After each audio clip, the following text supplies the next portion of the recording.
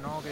Bueno, sí, por 5, 6, 7, 8 faltas, dudosas y siempre a su lado, y por fueras de juego inexistentes nos pitan en nuestra contra, pero bueno, nada, que a seguir, ya está, darle la enhorabuena a Ontinyent, agradecer muchísimo el gesto que ha tenido la Junta Directiva, como dije esta semana, demuestran una humanidad tremenda con la solidaridad que han tenido con nosotros, y eso es lo más importante, la verdad, que se han comportado como, ellos sí, se han comportado como esta directiva, como muy buenas personas, la verdad.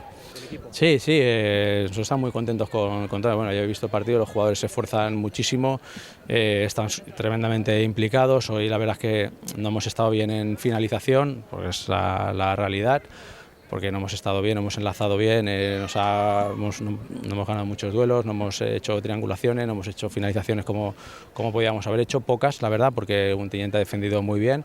Y nada, como insisto otra vez, darle la enhorabuena al Ontinyent por la victoria.